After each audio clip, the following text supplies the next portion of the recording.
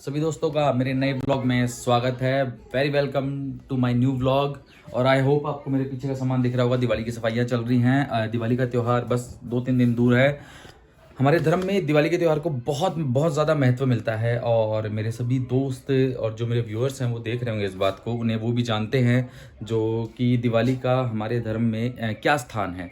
खैर जो मोस्टली एक जो मैंने नॉर्मली जो हमारे आसपास के लोग हैं, दोस्त हैं, मैंने जितना सुना है हर कोई यही सोचता है कि भगवान राम जब रावण से युद्ध जीत के वापस आ रहे थे उस समय, उस दौरान जब वो वापसी उन्होंने करी अपने अयोध्या में, उस समय दिवाली मनाई गई। बिल्कुल बिल्कुल सही बात है। भगवान राम के लिए उत्सव किया गया था और उसी कारण से दिवाली मनाई जाती है। लेकिन इसके अलावा एक और पौराणिक हमारे कथा है जिसमें बताया गया है कि दिवाली का महत्व क्या है और किस तरह से माँ लक्ष्मी, भगवान विष्णु की जो आराध्या है माँ लक्ष्मी, वो उनका दिवाली से क्या संबंध है।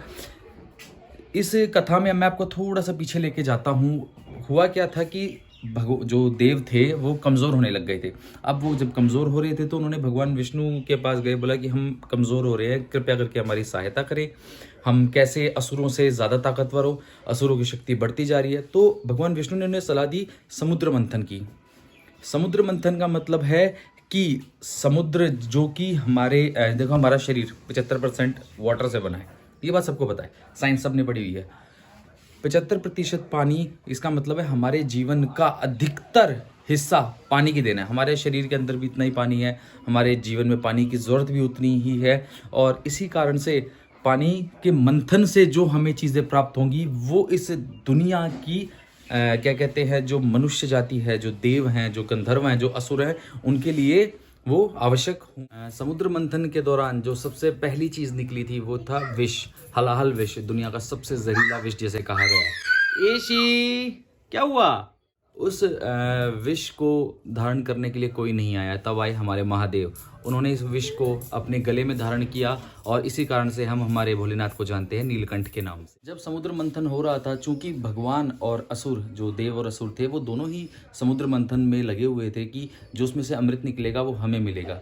उसी लालच में वो लोग कोशिश कर रहे थे कि जो भी इसमें से अच्छी अच्छी चीज़ें निकलेंगी वो हम अपने पास लेते जाएंगे। अब देव भी शक्तिशाली होना चाहते थे और यही चीज़ें असुरों के साथ थी।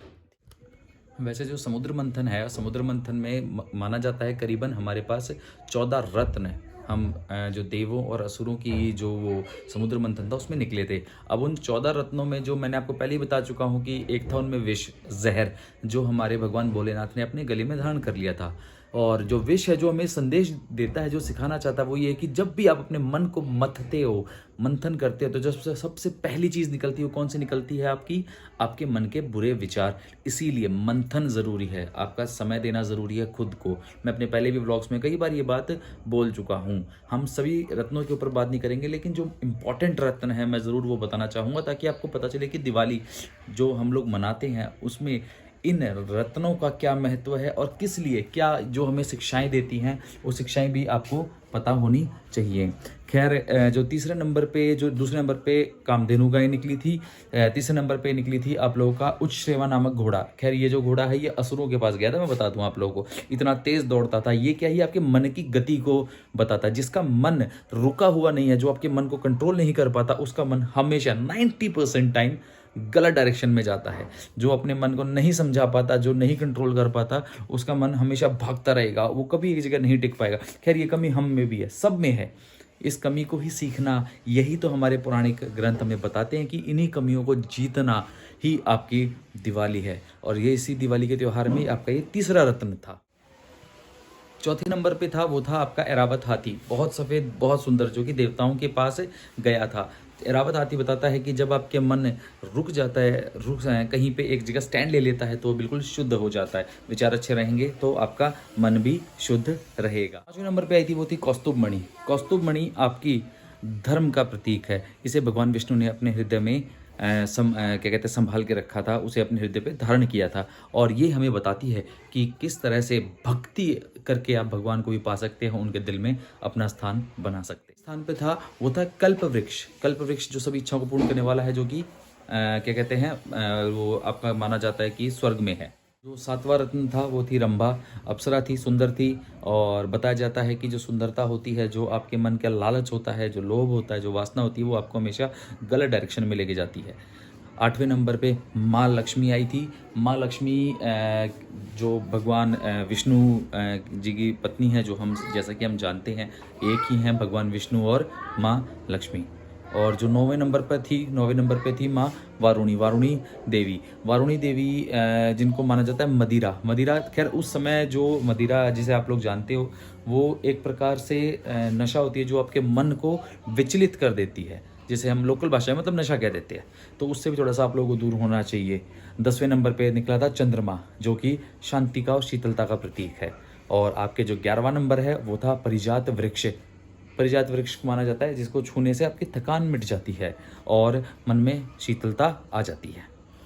12वें नंबर पर था पंचजन्य शंख। निकले थे भगवान धन्वंतरी और अमृत कलश, जो कि आपको पता है उसके आगे की कहानी की किस तरह भगवान विष्णु ने सिर्फ देवताओं को ही लेने दिया था। इसके अलावा भी जो आप लोग जो दैत्य थे उनमें जिनका नाम मेरे दिमाग में भी नहीं आ रहा है, मैं कभी उसके बारे में फिर पढ़ के मैं ब्लॉगिंग कर लूँगा। लेकिन आज का जो हमारा मुख्य मुद्दा था वो ये है कि किस तरह हम लोग दीपावली का जुड़ाव आपके मतलब समुद्र मंथन से होता है।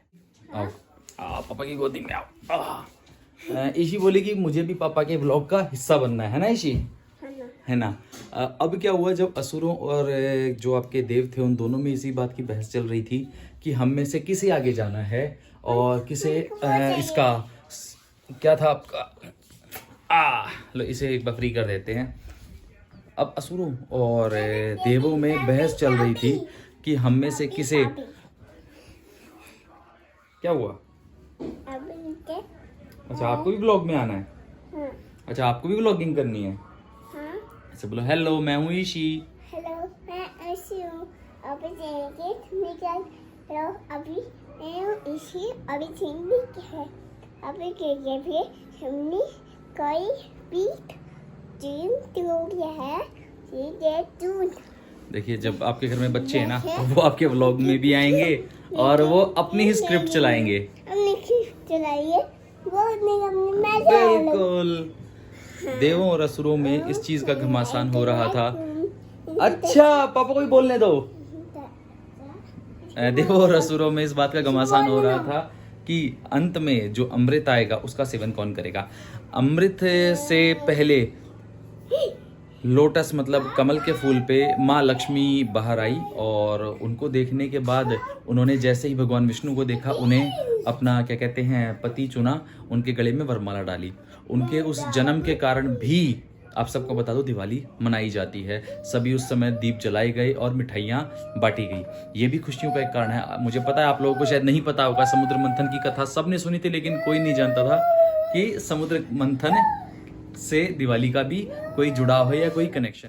आप लोगों को अगर ये ब्लॉग अच्छा लगा, छोटा सा ब्लॉग था, प्लीज़ अपने दोस्तों में शेयर करें, बताएं कि दिवाली क्यों मनाई जाती है। और हाँ दिवाली खुल के मनाएं, आपका त्योहार है, आपका कल्चर है, एंजॉय करें। इसी बोलो हैप्पी दिवाली। हैप्पी दिवाली। हाँ आप सब अपना ख्याल रखना, अपने ख्याल रखना। दिवाली हाँ दिवाली आराम से मनाना और एंजॉय करना इस त्योहार का। ये त्योहार साल में एक बार आता है और ये one of the finest, one of the most awesome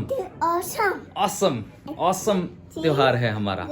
आप सबको दिवाली की हार्दिक शुभकामनाएं। मैं नेक्स्ट ब्लॉग के साथ जल्दी आऊंगा 1-2 दिन में। अभी थोड़ा सा सफाई में बिजी हूँ और आई होप आप सब अच्छे होंगे, अपना ख्याल रख रहे होंगे और जल्द ही मिलते हैं आपसे।